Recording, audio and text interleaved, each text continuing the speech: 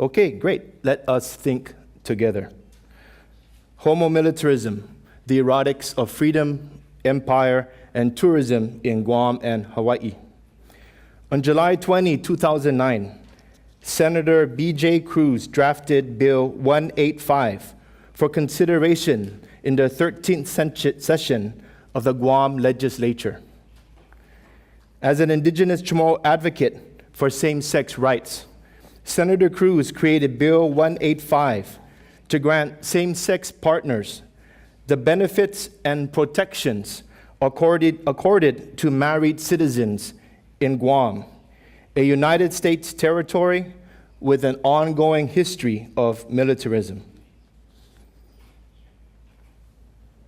After several months of debate, however, the Guam legislature refused to entertain Bill 185. Unlike the case of Hawaii, where legal precedents for same-sex rights have been emerging since the 1990s.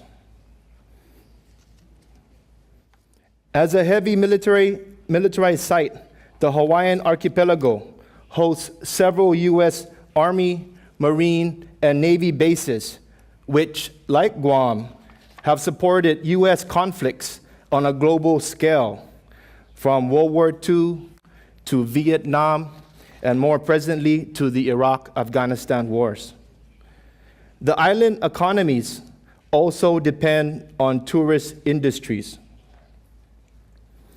But unlike the failed efforts of Senator Cruz, legislative proponents for same-sex rights in Hawaii successfully passed Bill 232 on February 16, 2011, a bill which seeks to legalize civil unions in the 50th state. As the Hawaii Governor Neil Abercrombie proclaimed, quote, "For me, this bill represents equal rights for all the people of Hawaii." From homo nationalism to homo militarism. In this talk, I offer preliminary comments about the assertion of same-sex rights in Guam and Hawaii, alongside the suspension of due process, free speech, privacy, and other rights during the so-called War on Terror. I ask, if these assertions and suspensions are of the civil sort, what legal scholars and others call human rights, then how do these rights resonate with indigenous Chamorro and Hawaiian sexualities and sovereignties? In the aftermath of 9/11, how do we address as well the U.S. reconsolidation of borders on the geopolitical body of its nation, on the sexual body of its civil citizens, and on the terrorized body of its perceived enemies? As Dennis Altman, Nico Besnier, and Jasbir Puar differently remind us, these questions give rise to the global shift in national and popular expressions of homosexuality, wherein queer subjects are gaining public attention as figures of life and productivity, rather than as figures of death and disease. In the United States context, Jasbir Puar describes this process as homo nationalism in her book, Terrorist Assemblages.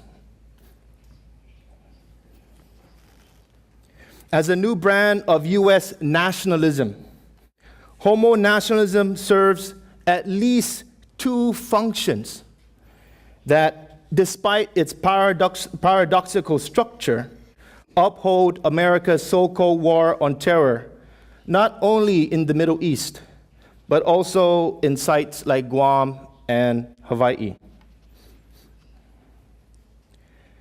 In this regard, homo nationalism as a discourse of life casts queer freedom first as a normal, popular, and white discourse of the state, whereas its second function as a discourse of failed and perverse masculinities treats queer freedom as tied to national, popular, and religious discourses of terror.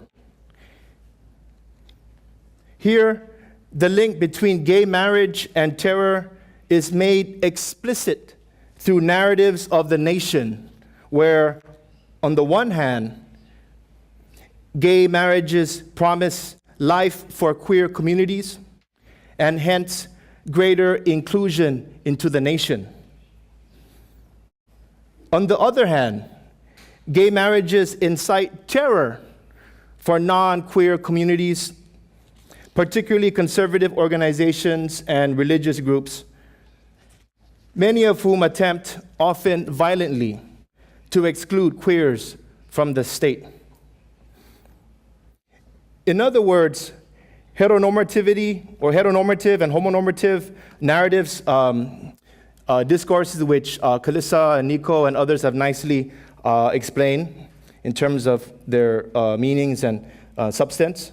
In other words, heteronormative and homonarrative narratives of the US, once deemed as separate, now cohere, now coincide together, co-constitutive, as Poir puts it, to, quote, extend the project of US nationalism and imperial expansion, which is endemic to the war on terror. In Guam and Hawaii, the erotics of freedom, empire, and tourism are linked along the axis of homo-nationalism as well, but in complex ways that account for competing narratives of US military and tourist legitimacy, coupled with the respective and even overlapping Chamorro and Hawaiian cultural, gendered, and political claims to these archipelagos. Guam, for example, boasts a majority native Catholic population, with Hawaii having a larger, more diverse Christian demographic, ranging from Baptists to Catholics and from Methodists to Mormons. These island economies heavily rely on the tourist industries, traditionally marketed for heterosexual couples and families from Japan, the United States, and to a lesser extent, Europe. As a result, you have this increasing social, economic, political inequality among these island groups, where there's an increasing gap between working class and upper class. In these separations of classes, in the establishment of tourism, interestingly enough, narratives of the US nation in Guam and Hawaii still turn to the military and to its perceived protection of citizens and families, of borders and economies.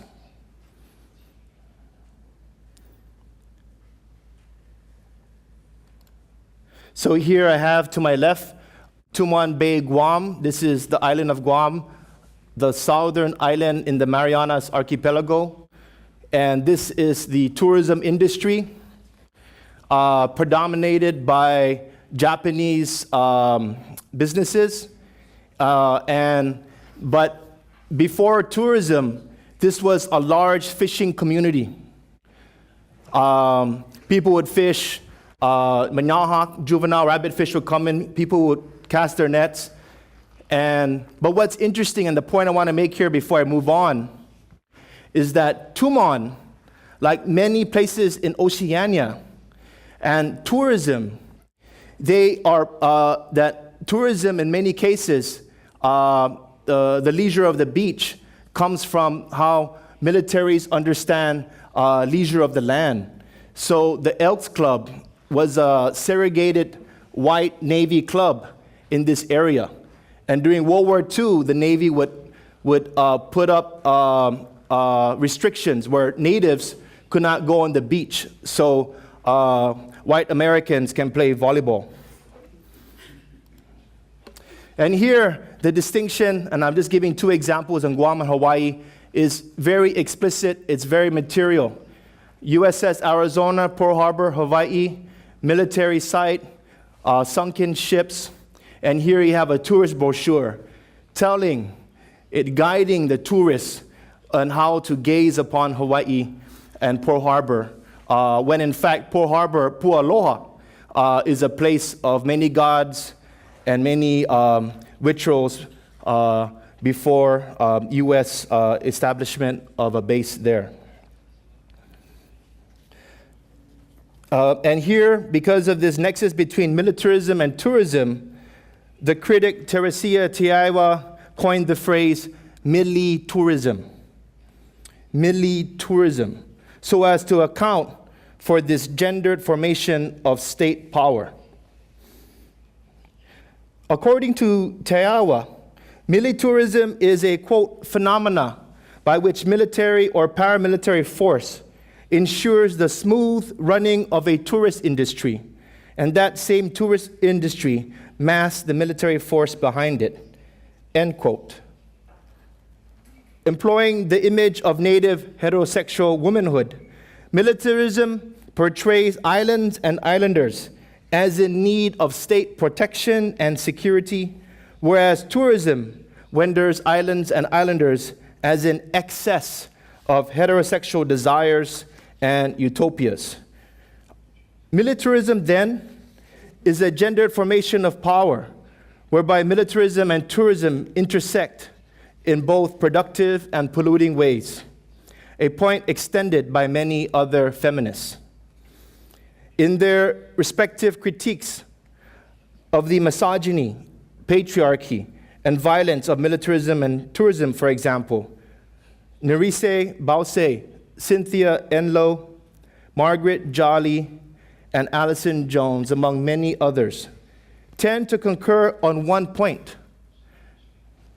That is, colonial constructions of native womanhood across these industries construe heteronormativity as the dominant gender paradigm before the war on terror.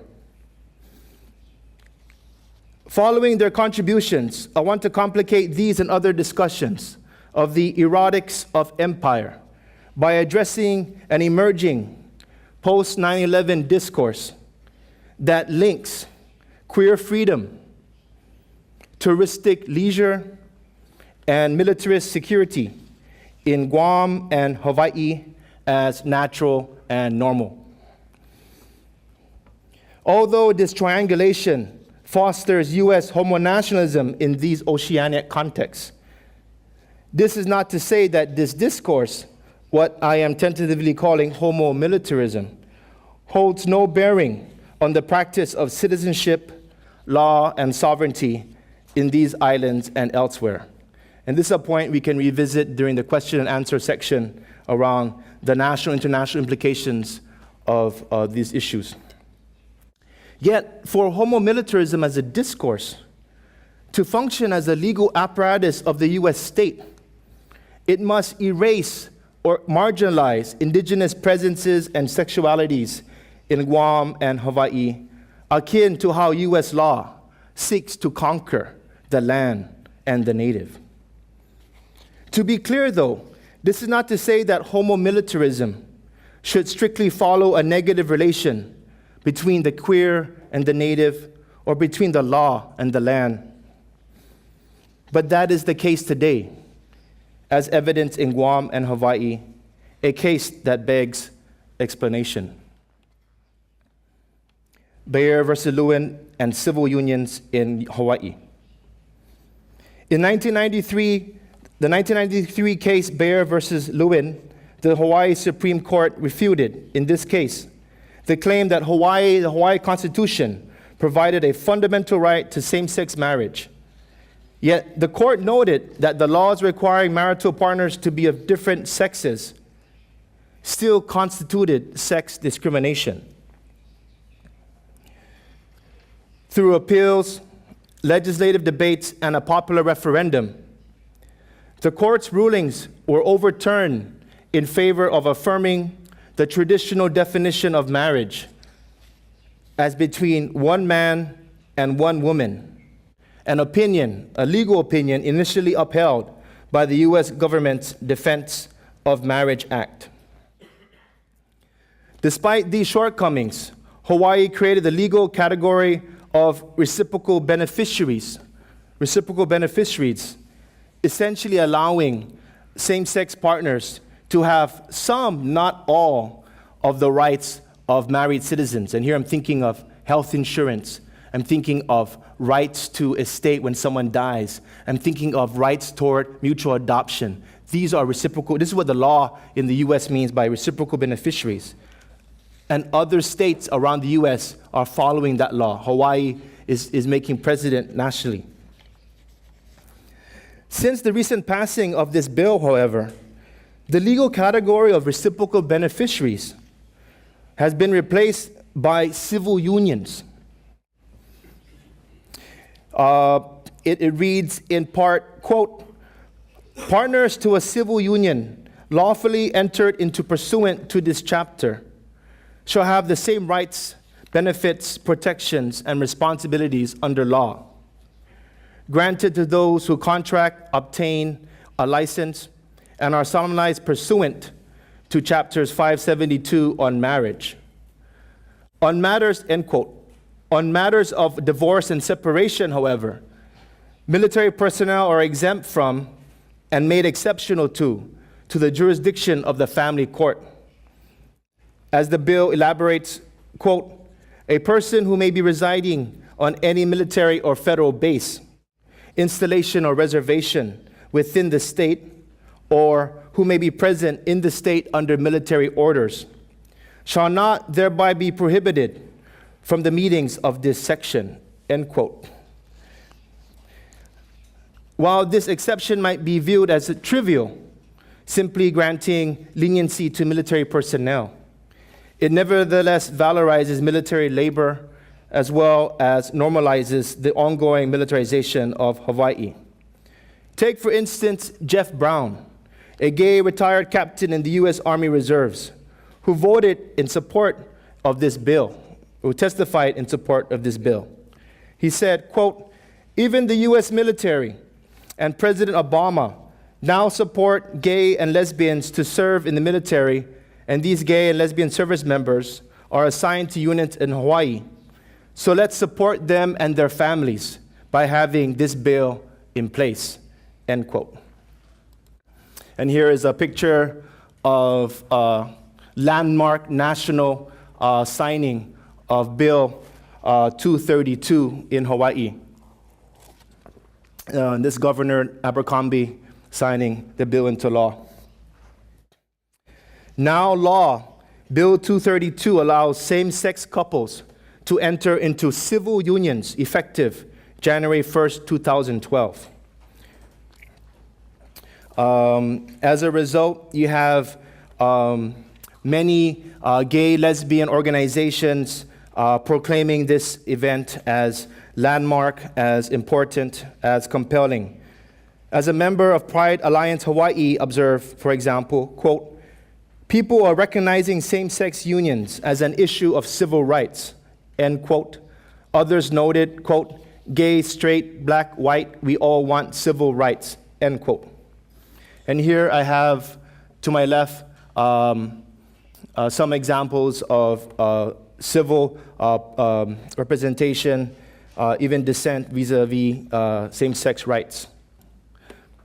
Blake Oshiro, the current Deputy Chief of Staff for the Hawaii Office of the Governor, a longtime advocate of civil unions, and this is Blake to my left, nicely summarized the position of civil rights and the goal of civil unions in Hawaii, a state whose local constitution, unlike the U.S. federal constitution, elevates and guarantees the protection of its citizenry against discrimination based on race, religion, sex, or ancestry, And this is important. Only in Hawaii, it's the only state whose local constitution elevates gender and sex to an important legal category, to a vital legal category.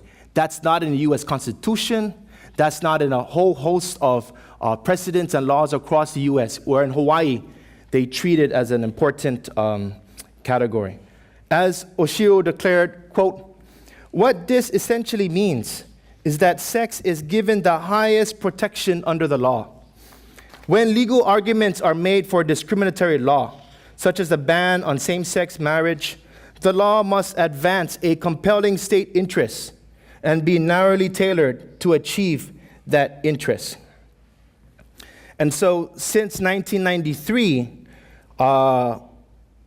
the Mormon Church and the Catholic Church have organized, and to them and to a lot of the related organizations, compelling state interest means the perceived danger accorded to children of gay and lesbian parents. That's what these organizations put on the legal table. That's what they mean by compelling state interest. And because the civil unions passed into law, and in every stage of these debates has been moving more and more and more toward a codification of same-sex equality, these are not compelling state interests. The case the civil unions passed demonstrates these are not compelling state interests.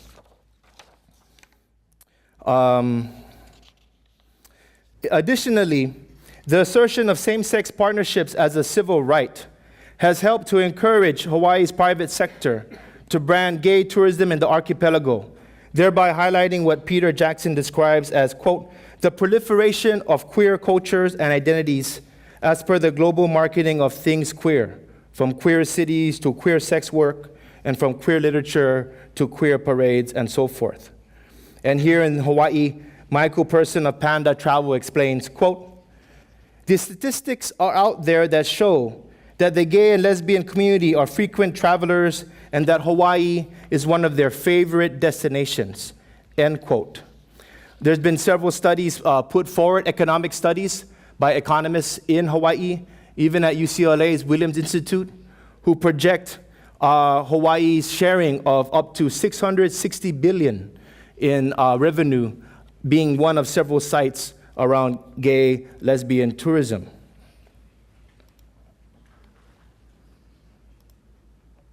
Bill 232 and the failure of domestic partnership in Guam.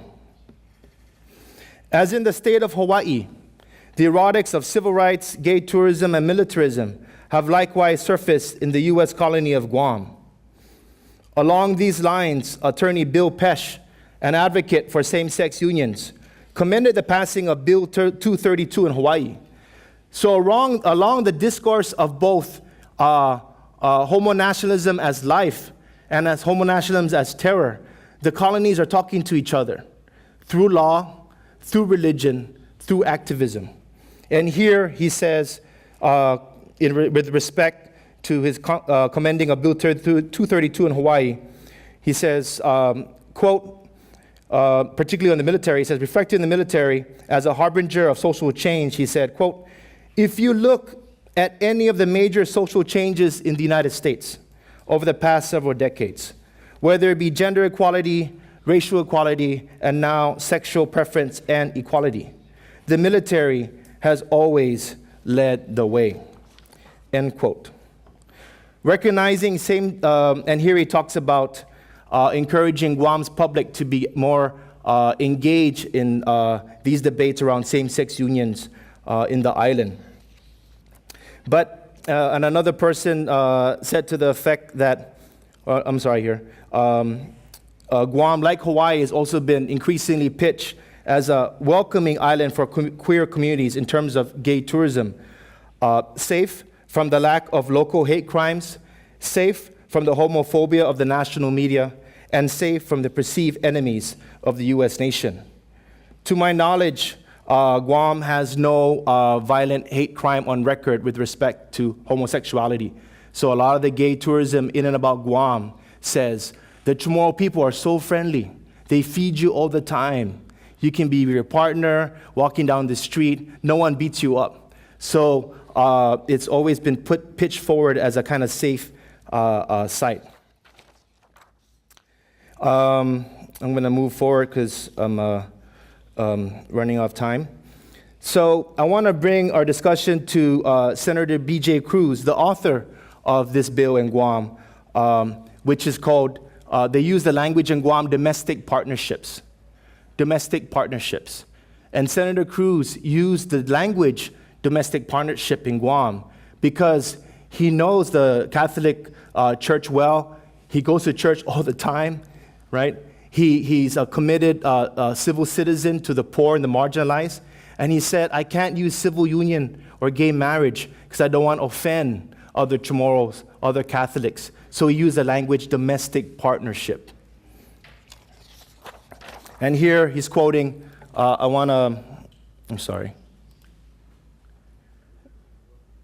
Here he says, with respect to his activism, quote, if we look through the history, we cannot allow the tyranny of the majority to dictate and deny the civil rights of the minority.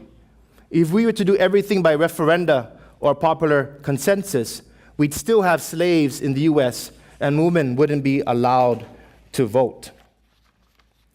And there's been a lot of written on the conflation between race and sexuality in law, particularly U.S. law, and it tends to conflate the distinct parallels and differences in those different movements, but also those different racisms. But for Senator Cruz, he was not really concerned about militarism. He wasn't really concerned about some of the things happening on the U.S. continent. He was looking out for the protection of children from same-sex abuse and also holding accountable the Catholic Church on island, which has a history of said abuse. Here I have a slide, Guam Public Hearing on Bill 185. There were several debates, both secular and religious, throughout the island. But I want to close and to make more explicit the link between empire, freedom, and tourism. And one of the responses that makes explicit Chamorro racism, religious homophobia, and the war and terror is a response by the Archbishop Anthony Sablan Operon, who asserted, quote, Islamic fundamentalists clearly understand the damage that homosexual behavior inflicts on a culture. This is why they repress such behavior by death. Their culture is anything but one of self-absorption, end quote. And this is Bishop Operon, Archbishop Operon from Guam. He continued, quote, it makes no sense for the U.S. government to send our boys to fight Al-Qaeda and the Taliban in Afghanistan, while at the same time it embraces the social policies embedded in Bill 185, end quote. Given the racist and sexist claims presented in the Archbishop's letter, a series of public debates ensued as to whose knowledge dictates the terms by which sexual bodies are made publicly comprehensible, spiritually moral, and legally legible in this U.S. colony. Eventually, Archbishop Operon apologized. He eventually apologized for this and other responses. Yet, his remarks still illustrate what Vicente Diaz calls the deep views of normative sexuality among the Catholic institutions and peoples of the island. Views that inform and are informed by the efforts of B.J. Cruz as well as the efforts of those who might abide by tourism, leisure, militarism. So here, I want to conclude and say that presently homo-militarism involves articulations of queer sexual freedom that give rise to the success and failure of same-sex unions and marriages in these islands and elsewhere. Its most productive and creative elements cannot be underscored enough, and here I'm referring to health insurance, I'm referring to the many legal tax benefits that come with partnerships. But because neither Guam nor Hawaii exists as post-colonial states, homo-militarism coheres the erotics of queer freedom, gay tourism, and U.S. militarism so as to exploit and erase indigenous lands, marginalize indigenous sexualities, and depoliticize indigenous sovereignties. Here I'm reminded of Randall Williams in his book, Divided World, Human Rights and Its Violence. And he says, with regard to human rights discourses, he says, quote, human rights discourses are not the terminus of repression, but are the point by which social control is reconfigured to distinguish those who are protected and thus have rights from those who fall on the other side of the new class, and I might add, sexual apartheid. Thank you.